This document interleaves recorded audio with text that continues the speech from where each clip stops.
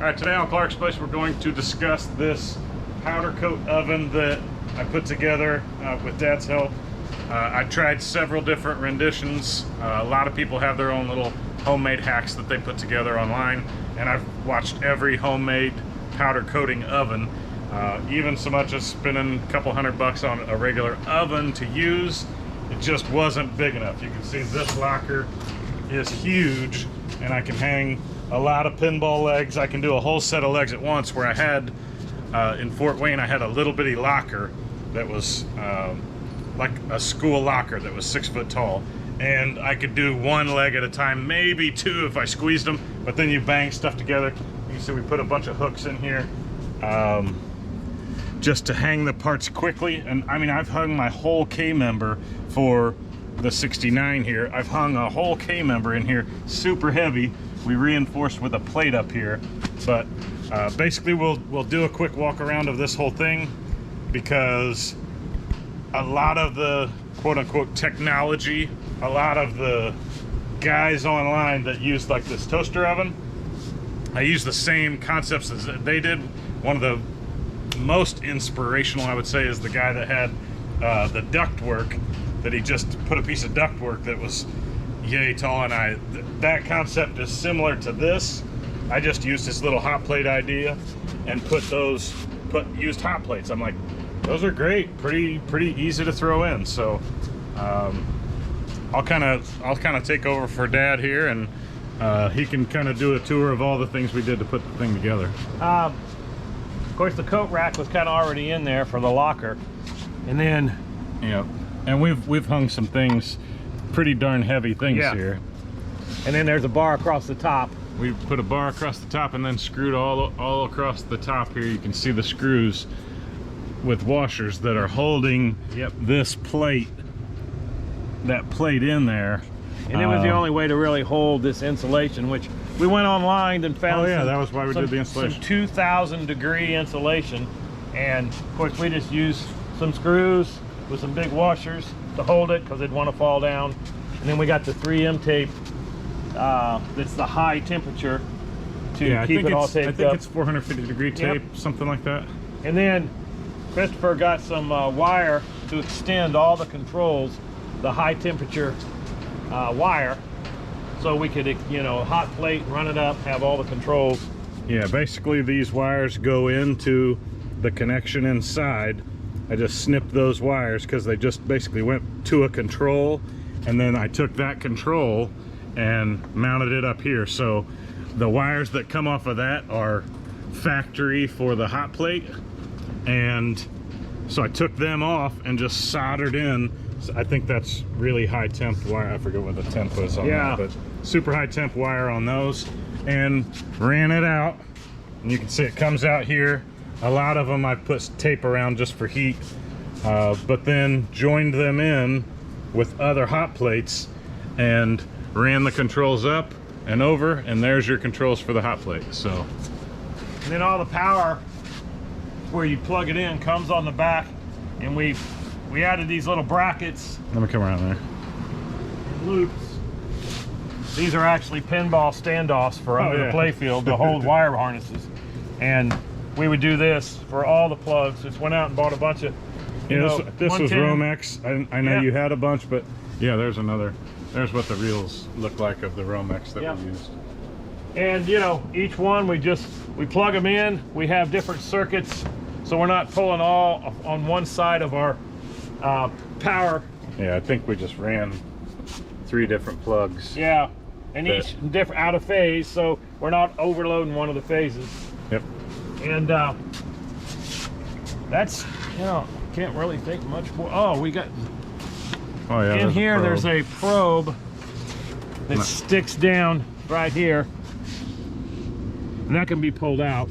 Yeah, you can kind of see it sticking through there. And that's our temperature. I think that's just a meat thermometer.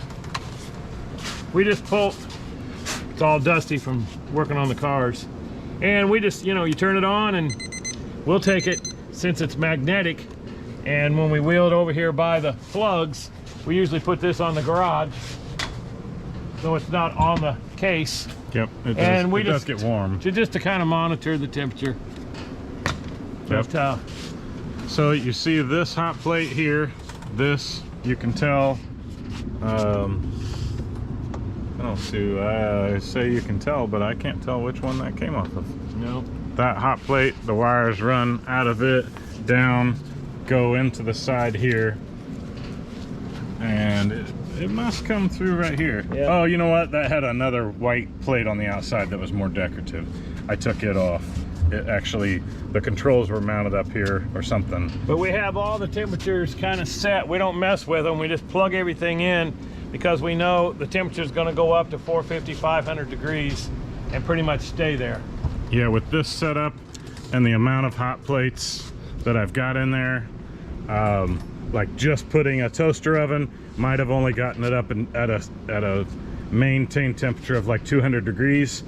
But then depending on how big the part was in there, I wanted equal heat around, so all of them cycle on and off to maintain that temperature of, we usually keep it, what? It's $3.99 is what that meat thermometer goes up to? Yeah, and it goes always over that all the time. So we keep it dialed in to 375 or so, and then that's great that we know we can plug each of them in, leave it be. I've kind of tweaked the dials a little bit, so we'll have to check it. But and we also put wheels on it, so it's real easy to move. They're casters, and we can move it out of the way. Makes it very portable. Yep. I mean, it's like I say, it's just so easy to move. Just a little parts locker for a garage. That the only thing is when you're taking stuff out, you got to put it in there, and it's hot. You almost have to open it with a pair of needle nose, because the outside is, you could lean against it, you're not going to get burnt because of the insulation, but I don't know, there's the handle, it all gets hot. Believe me. I've taken a thermal imager over the thing, just you can kind of see where I've put some tape. That was where I could really see with the thermal imager where it was losing heat. Plug it in and leave it out here so it's right by the garage door, and when we're done, we just let it sit there and cool off before we wheel it back. But back in the corner, we really didn't want to be tied to the corner and something go wrong or start smoking. We're out here, we can just wheel it outside if we had to. The ejection button is kick it down the driveway. That's right. So, but I think for, I guess I can focus in on the toaster oven part, because that was an important one. Those are the really ones that cycle on and off and get hot.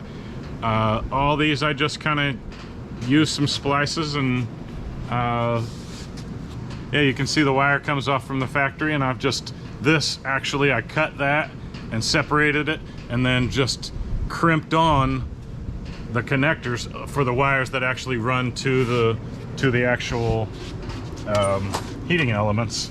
And then what makes the heat is this is like a positive coming in, it goes all the way and hooks to the negative, so when the energy charges that, those are what get hot.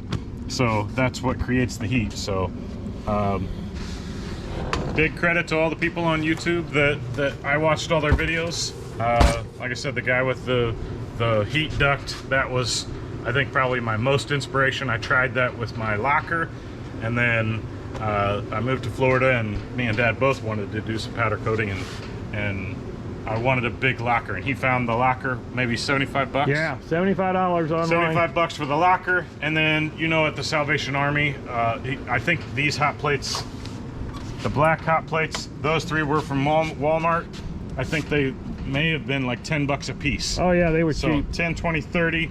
I think the toaster oven might have been Salvation Army or Goodwill for 10 bucks. So yeah. I mean, maybe tops 150 bucks in it, yep, with the wires and the insulation, with the gauge, with how much did you spend on the insulation? I forgot about that part. It wasn't real expensive, but very, very budget monster cabinet that you can do your powder coating in. So if you have any questions, comments, ClarksPlace@yahoo.com, and I'm willing to talk about this. We've probably talked 15-20 minutes now on this, because it is excuse me, it is a great tool for budget powder coating.